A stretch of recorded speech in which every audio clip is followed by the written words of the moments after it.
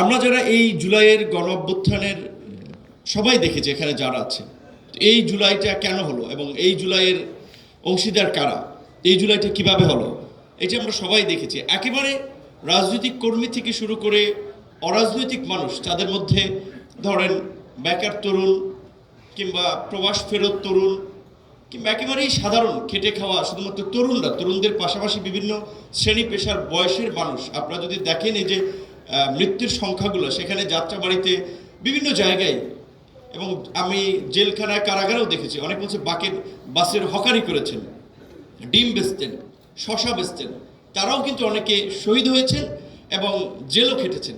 তো তার এই সব শ্রেণী পেশার মানুষ এইভাবে আসলে কিভাবে এইরকম একটা গণ অভ্যুত্থানে অংশীদার হলো? বিকজ দীর্ঘ 16 বছরের যে ধারাবাহিক অত্যাচার নির্যাতন, সেটা শুধুমাত্র রাজনৈতিক গণ্ডির মধ্যেই সীমাবদ্ধ ছিল না।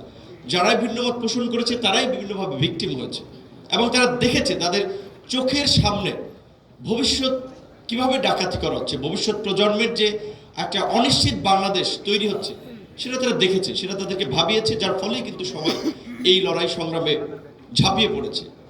লড়াই আমরা বিজয় অর্জন করেছি, লড়াই আমরা সফলতা অর্জন করেছি। লড়াই পরবর্তী যে ইন্টারিম গভর্নমেন্ট গঠিত হয়েছে, আমরা সবাই শুরুর দিকে বলছিলাম আমাদের সকলের সমর্থিত সরকার। এখন কিন্তু যেটা তুষার ভাই বলছিলেন, তার মানে সুন্দর হাস্য রসাত্মক উপস্থাপনার মাধ্যমে সিরিয়াস বিষয়, যে অর্ধেকের বেশি মানে একটা শ্রেণীর মানুষ, তারা তো মনে করছে যে একটা ইলেকশনের মধ্য দিয়েই বাংলাদেশের ফাইনাল আমরা সংস্কার বলি কিংবা গন্তব্যে যেতে হবে। আর একটা অংশ জানে, কিন্তু তারপরেও তারা এটা না বোঝার ভান করছে। তো যারা জানে তারা জানিয়ে দিলে হয়। সেই নির্বাচন সহ সামগ্রিক পরিস্থিতি নিয়েও কিন্তু অনেকগুলো সংকট তৈরি হয়েছে।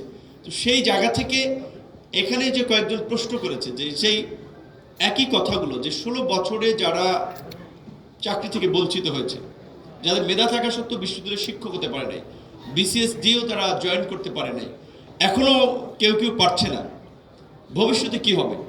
এবং যেই ভোট এবং গণতন্ত্র না থাকার ফলে এই ধরনের একটা ফ্যাসিস্ট তৈরি হলো, ফ্যাসিবাদ তৈরি হলো, শেখ হাসিনার বিকল্পকে এই সমস্ত ন্যারেটিভ মিডিয়ার মাধ্যমে বিভিন্নভাবে বলা হয়েছে।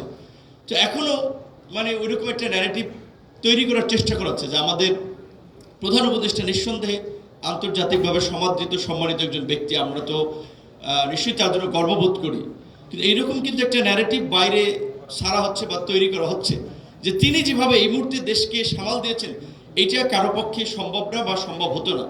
বাংলাদেশের 53 বছরে আমাদের কোনো নোবেল লরিয়েট কিংবা প্রফেসর ইউনূসের মতো ব্যক্তি আসে নাই, রাষ্ট্র ক্ষমতায় ছিল না, কেয়ারটেকারের দায়িত্ব নেয় নেই। তো ওই সময় কি বাংলাদেশ চলেছে না? বাংলাদেশ কি একেবারে জাহান্নামে চলে গিয়েছিল?